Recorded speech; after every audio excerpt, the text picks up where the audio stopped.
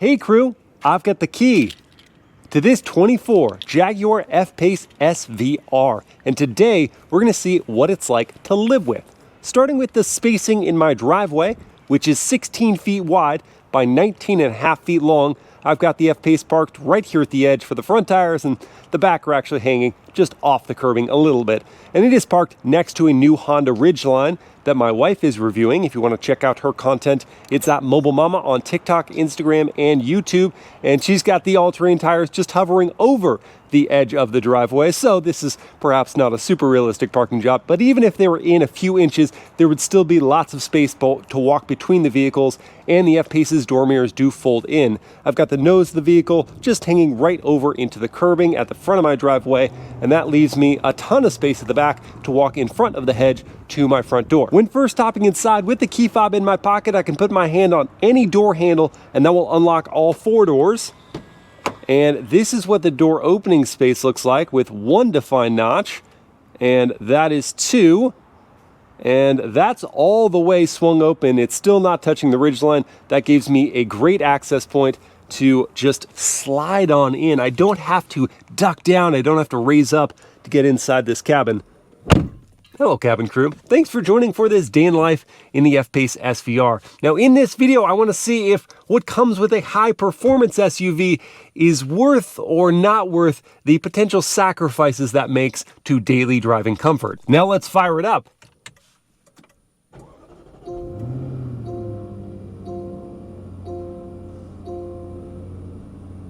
The supercharged V8 has come to life. In the quieter of the two exhaust settings, it always starts out in the quieter mode so as not to disturb the neighborhood. But let's go listen to the idle from outside the vehicle.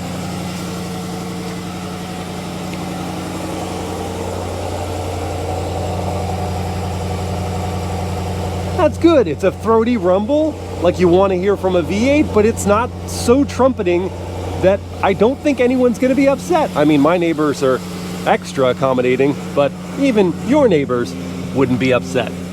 Now let's see about where I would stash the items I bring with me. So I've got my smartphone here, and that can go in the wireless charging pad tray, or it can also stick upright in this phone holder slot. Then I've got the key fob, which can go in this cubby that's just behind the DC outlet. My large water bottle actually fit right here in the door, and that was a pleasant surprise. It doesn't always fit in door cubbies, although for my GoPro accessories, I could not get them to fit in this kind of narrow but deep console here, nor could they fit in this slot underneath the gear selector. They just barely fit in the glove box, but I did find a spot for those. And now you're probably wondering why I'm wearing workout shorts and a t-shirt. It's not because it's just going to be so hot today, although it will be. It's because I'm going to go on a bike ride. I need to see if my bike is going to fit in the back of this F-Pace SVR. Okay, I've got the bike just about ready to load in, but first I need to lay the seats down flat. Now these split fold 40-20-40. I'm just gonna get them down 60-40, not by reaching in and releasing the tabs like you have to do in some SUVs, but rather by pulling on these levers on the side.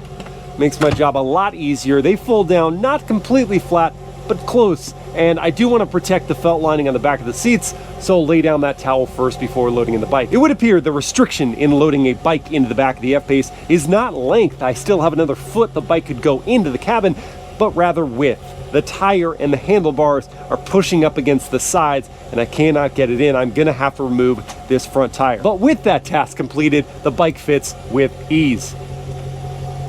Now, let's go ride. I am in a bit of a rush this morning to beat the heat, so my coffee stop is gonna have to be a drive-through. Miles, any food items to start you off today? No thanks, just coffee. Grande decaf iced latte, whole milk is fine. All right, perfect. We'll see you up here for 5:45. Great, thank you. Thank you. Now this is the first test of the turning circle in the F-Pace SVR. It's a somewhat tight radius here. Oh, it makes it with ease. Hi, good morning. Good morning. 5:45. Sure. Oh, we've seen your other one. You came in a convertible, right? Yes, yeah. Yay. So I'm always in some different vehicle. Yeah. That's sick. Thank you so much. You have a good day. Have a good day. Such a friendly crew at that Starbucks. And I mean, encountering a guy with a GoPro on his head, especially at this part of the morning, is not normal, but they take it in stride, to their credit. And the coffee, That's just adequate. Anyway, familiarizing myself with the SVR around town, I've got 550 horsepower on tap, but the way it's metered out in the Comfort or Eco Drive mode is very reasonable. It's not overzealous as I just go to touch on the throttle and get up to speed. It does get up to speed very quickly, but not while trying to scare you. And the exhaust volume is at a pleasant degree, and the note certainly is as well, but it's not thumping your eardrums if you don't want it to. I could hit the exhaust button at any time if I didn't get my coffee and I needed to wake myself up, but I don't have to. And the brakes are reasonably easy to modulate. It does take a little bit of fine-tuning to get that smooth stop because there's not a lot of pedal travel, but you can adapt. What you may not adapt to, though, are the seats and the ride quality.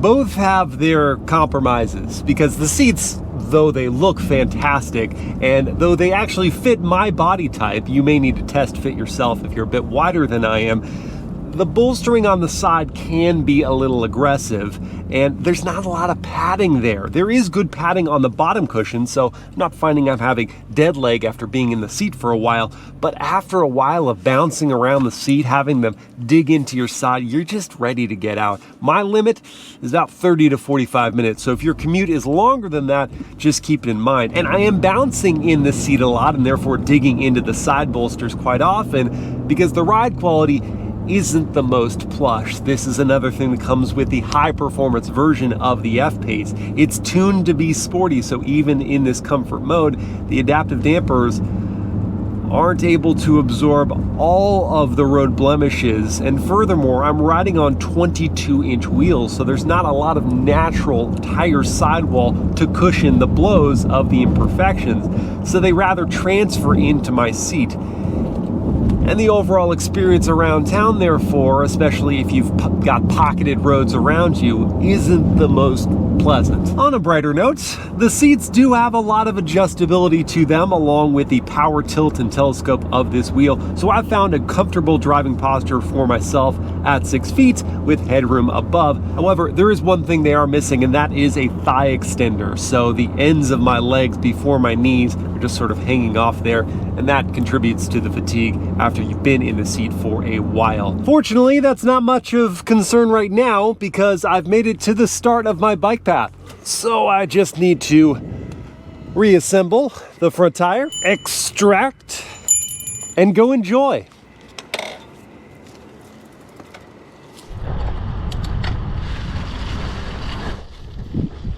Woo! It was starting to get really warm there towards the end. I'm glad I didn't wait any longer in the day to do that ride. And after that ride, I think I've earned some lunch. Oh, it's only 91 degrees? What am I complaining about? I really don't want to lunch alone either, so I'm gonna go meet Mobile Mama and the kiddos near the beach. And that is gonna have me join the highway and stay on it for a little while, so let's see about the passing power in the F-Pace SVR. And for greater throttle response, I could either go into the dynamic mode or more easily click it back into sport. Oh, and rouse the beast of the supercharged V8. Did you hear that? God, there's more than enough theater and certainly more than enough punch to dice your way through traffic. And after I've had my fun, I'll go back into normal drive. And let me quiet up for a moment and listen to the cabin volume at these speeds.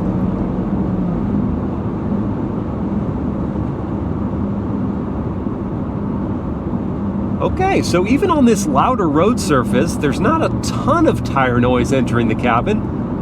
Not a lot of wind noise. Not a lot of road noise. And the F-Pace doesn't have trickery like noise cancellation from the sound system. It's just well insulated. This is a very well-built, solid cabin with low ambient volume. And while I am meandering or perhaps commuting on the highway, I can listen to this Meridian 16 speaker sound system via the wireless Apple CarPlay on this screen, and it is very high resolution, super responsive as well. I've enjoyed using this. So Let me get the tunes going. The volume up. There we go, about 2/3 volume there.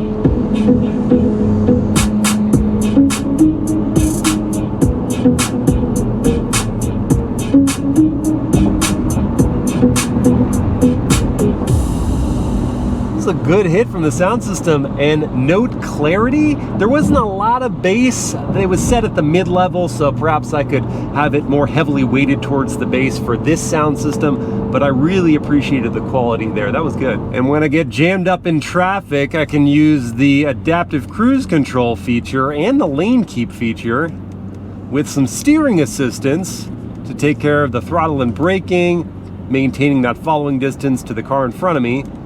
And it's not supposed to be a hands-free system. I'm just taking my hands off, hovering outside the wheel, just to see if it'll stay in the center of the lane. And it is so far, that's good. Oh, and there, once my hand's back on the wheel. I'm gonna pick up the pace a little bit here with the system. And we'll see once again.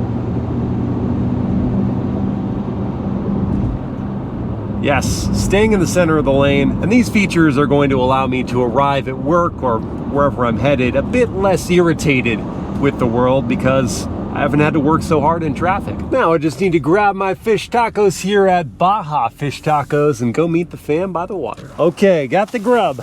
Now to go meet my girls. Hey girls. Hi. I come bearing food and beverages. Perfect timing. And it's a beautiful day here at the water. They're loving the rice and beans. And I am loving these fish tacos. They're so good. And it's so much cooler here than inland. It's like 15 degrees difference. This I can get through. I can get through today like this. Lunch was good. Family time was even better. And now I need to go run some errands. But before I can do that, I gotta get this bike out of the car. There we are. The car is cleaned out and I'm cleaned up and ready to get some groceries. Here at Sprouts. Well, looks like I've only got a couple bags today, so I'm not so worried about the trunk's capacity, but more about the organization. Namely, are these bags just gonna flop all over the place as I drive home, or are there, looks like, some grocery bag clips to keep them from going everywhere? And looks like we're good to go. You know, yesterday, I left you without some critical information about daily driving in F-Pace. Whether it's the SVR or not, you need to know what to make of the turn signal sound. And I say that is a pleasant tone. And now, I'm gonna sit at this light for a moment. And so if I don't want to hold my foot on the brake, I can actually just press that pedal down a little harder and it will activate the auto hold function. So I can take a break. And what of the turning radius? Here we go. Wheel fully cranked. And look at that terrifically tight turning circle. That is so very helpful. Now, if someone cuts me off in this F-Pace SVR and I really need to let them hear it, what's the horn gonna sound like?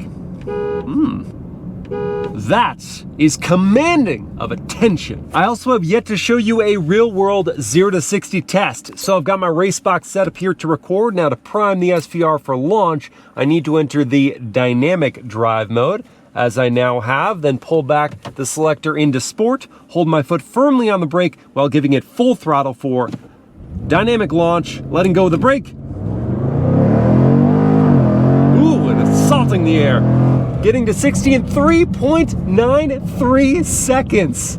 I gotta say it, SVR. Tricks like that come with the price of admission for the F-Pace SVR, and this one as tested is about $95,000. So you do that, you pay the extra money for the looks, for the sound, for things like that, but there's gotta be another reason. I think it's because you want to be encouraged, at least, to sometimes take the longer, windier way home from work. Because there's a whole lot of entertainment to be had when you put this vehicle in the right environment. You don't take the cat out of the jungle for too long. the all-wheel drive system here in dynamic mode is rear biased. And so this SUV becomes very playful. The supercharged powertrain can deliver all of its grunt through all 4 tires, and with that limited slip differential at the back, it gets it to the road effectively. The big brakes can help slow this 4,800 pound SUV. And it really does pounce from corner to corner. It makes quick work of the strip in between. And the steering has enough feel to give you a sense of that control. Not the most communicative rack I've ever used, but it's definitely not bad. Not overly weighted unnecessarily. The buildup of resistance talks to you.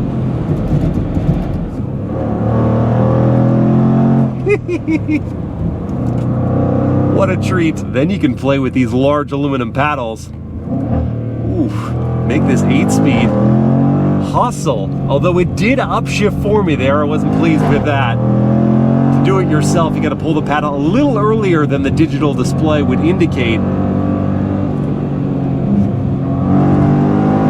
Man, listen to that V8. It is ferocious. It is a snarling cat. Oh my gosh. One of the best V8 soundtracks on the market for sure. And I can't believe Jaguar is gonna discontinue it super soon. This might be the last V8 you're gonna find in one of their cars. Because the F-Type is done now. It's just this. Savor it. Oh, goodness.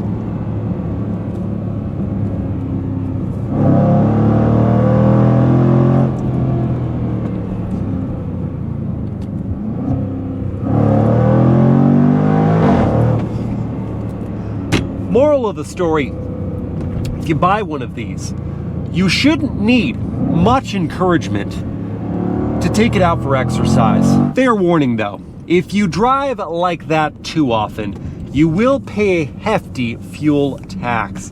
The EPA rates the F-Pace SVR at 15 mpg in the city, 21 on the highway, and 17 combined. And if you saw that 17 combined, then with this just under 22-gallon tank, you'd have a fuel range of about 370 miles. Though with today's outing, I've been seeing 12 miles per gallon. And at current SoCal fuel prices of $5.17 for 91 octane gas that the SVR does require, it's gonna cost me $113 to fill this tank, and I don't even get capless fueling. Now let's see about the friends and family friendliness of this SVR. So I'm sitting behind my own seat at 6 feet tall, and I've got lots of knee room. There are big foot pockets to slide my feet under. I've got thigh support. I've also got headroom in the back under this suede wrapped headliner, and I'm enjoying the light coming in from the panoramic sunroof, which does open, by the way. And here in the middle, I've got heated seat controls. There are 2 USB-Cs. There's a DC outlet. What I'm not seeing is a third zone of climate. That would be nice for rear passengers. If I did want to try to go into the middle seat, I could do that, and there'd be enough room on either side for other adults. So I'm kind of shocked at how accommodating this small SUV is for big adults in both rows. But think of the children.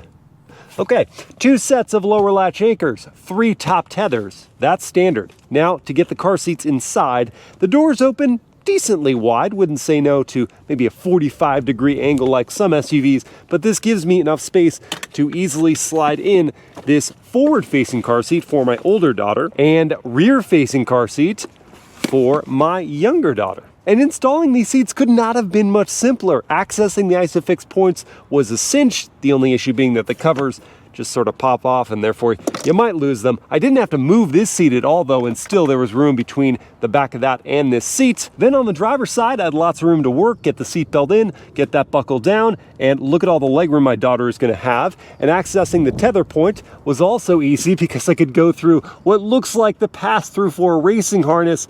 It doubles perfectly well for getting that in and cinching it down. Therefore, not having needed to move my driver's seat at all and yet still having all that space behind means that I'm just first going to show you on the passenger side that with the car seat behind, I still have lots of room here. This F-Pace SVR is most certainly family approved. Now I'm gonna go grab my daughter from school. All right, did you have fun at school, Tali? Yes, you did. Okay, let's get in the car quick because it's like 95 degrees out. That's very hot. Yeah. You know it. Oh, you can climb up easy. Hop in. Yeah, this is one of those times I really would have preferred to have remote start on the key fob because I don't have the Jaguar app. But I suppose if you did, if you owned it, you could start the car remotely with the app and get the AC going. Talia wants music. That was what she asked for right after school. And we're gonna play traditional music in a sec. But Talia, what if the car could make music? Let me know what you think of this.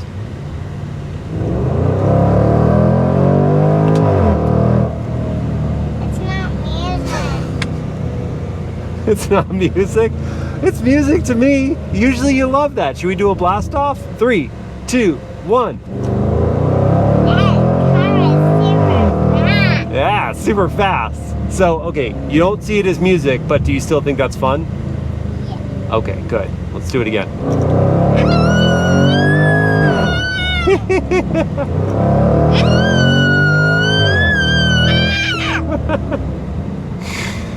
It doesn't get old. I would say the same thing she is if I wasn't a grown man.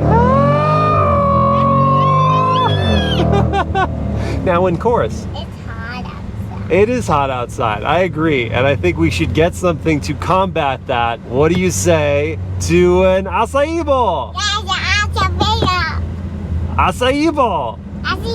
There it is. Let's get it. And we made it here to Berry Brand. Are you excited? Yeah. Yeah. Me too. That's our excitement. You know what I haven't talked much about is parking this SVR. And thanks to the really high-res cameras and the trajectory lines and the great turning radius, parking this thing is a breeze. Acai bowl! And when you can't find any shade around, you have to make your own with the trunk lid, so we can enjoy our acai bowl. Well, crew, at the beginning of this video, I pondered if the high performance side of the F-Pace SVR would take too much of a toll on livability. And after spending some quality time behind the wheel, I do have to acknowledge some significant ways in which it does negatively impact daily drivability. First is the ride quality. Sportier suspension tuning and low profile tires do make the SVR a bouncier, rougher riding ute than some will tolerate. Next is fuel efficiency. A high displacement, supercharged V8 is much thirstier than lesser powertrains, and that's gonna mean costly fill-ups more often. Next is seat comfort. Aggressively bolstered chairs with minimal side padding do put a time limit on drives before your body is begging for relief. None of these are steep enough penalties to completely write off the SVR or make you forget how fun it is to drive,